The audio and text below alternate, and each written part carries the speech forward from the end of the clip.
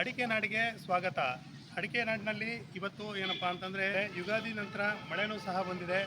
ಹೀಗಾಗಿ ಚನ್ನಗಿರಿ ತಾಲೂಕಿನ ಅಡಿಕೆ ಬೆಳೆಗಾರರಲ್ಲಿ ಸಂತಸ ಮನೆ ಮಾಡಿದೆ. ಆದ್ಯ ನ್ಯೂಸ್ನೊಂದಿಗೆ ಸತೀಶ್ ಪವಾರ್, ಚನ್ನಗಿರಿಯಿಂದ.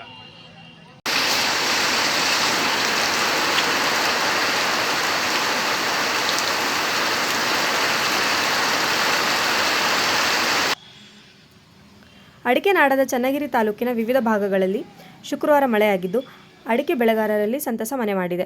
ಅಡಿಕೆ ಗಿಡಗಳನ್ನು ಉಳಿಸಲು ಪ್ರತಿನಿತ್ಯವೂ ಟ್ಯಾಂಕರ್ ಇಂದ ನೀರನ್ನು ಪೂರೈಕೆ ಮಾಡಲಾಗುತ್ತಿತ್ತು. ಚನ್ನಗಿರಿ ಪಟ್ಟಣದಲ್ಲಿ ಮಳೆ ಸುಮಾರು 20 ನಿಮಿಷಗಳವರೆಗೆ ಬಂದಿದೆ. ನಾಗರಶೆಟ್ಟಿಹಳ್ಳಿ ಹಾಗೂ ಬೆಂಕಿಕೆರೆ ಕಣಿವೆ ಭಾಗಗಳಲ್ಲಿ ಅರ್ಧ ಗಂಟೆಗೂ ಹೆಚ್ಚು ಮಳೆ ಬಂದಿದೆ. ತಾಲೂಕಿನ ವಿವಿಧ ಭಾಗಗಳಲ್ಲಿ ಮಳೆಯು ಪ್ರಾರಂಭವಾಗಿದ್ದರಿಂದ ಹೊಸ ವರ್ಷದ ಮಳೆಯಲ್ಲಿ ತುಮ್ಕೋಸ್ ಅಧ್ಯಕ್ಷ ಆರ್.ಎಂ. ರವಿ, ಅಡಿಕೆ ಬೆಳೆಗಾರರು ಮತ್ತು ರೈತರು ಮೊದಲ ಮಳೆಯಲ್ಲಿ ನೆನೆಯುವ ಮೂಲಕ ಹರ್ಷವನ್ನು ವ್ಯಕ್ತಪಡಿಸಿದ್ದಾರೆ.